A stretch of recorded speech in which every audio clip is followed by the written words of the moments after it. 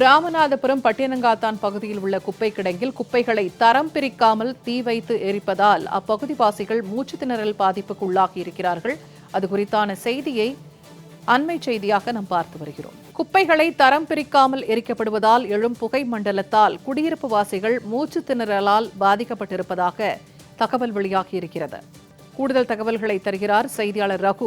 இப்ப பட்டினங்காத்தான் பகுதியில் குப்பைகளை தரம் பிரிக்காமல் எரிப்பதால் அப்பகுதிவாசிகள் அவதிக்குள்ளாகி இருப்பதாக சொல்லப்படுகிறது. கள நிலவரம் என்ன? கண்டிப்பா உமா, தரம் பிரிக்காமல் எரிக்கப்படும் குப்பையால் ராமநாதபுரம் நகராட்சி குப்பை கிடங்கில் இருந்து வரும் புகை மண்டலத்தால் அந்த பகுதி மக்கள் மூச்சு திணறலால் பாதிக்கப்பட்டுள்ளனர்.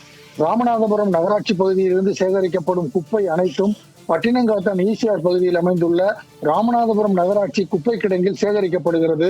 அங்கு குப்பைகளை தரம் பிரித்து மக்க வைக்கும் மையமும் உள்ளது. இருந்த போதிலும் அங்குள்ள குப்பை அனைத்தையும் தரம் பிரிக்காமல் அனைத்தையுமே தீ வைத்து எரிக்கும் சூழல் நிலவி வருகிறது.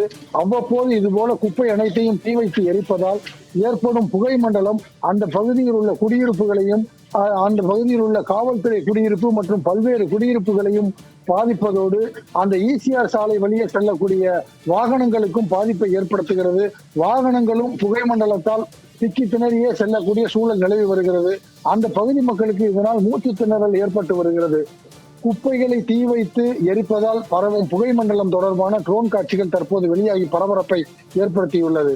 எனவே ராமநாதபுரம் நகராட்சி நிர்வாகம் இதுபோல குப்பைகளை அழிப்பதற்கு முன்பு அவற்றை தரம் பிரித்து பொதுமக்களுக்கு பாதிப்பில்லாத வகையில் மாற்று வழிகளில் அவற்றை அழித்து ஒழிக்க வேண்டும் என அந்த பகுதி மக்கள் கேட்டுக்கொண்டுள்ளனர். உமா, தகவல்களை வழங்கியமைக்கு நன்றி ரகு.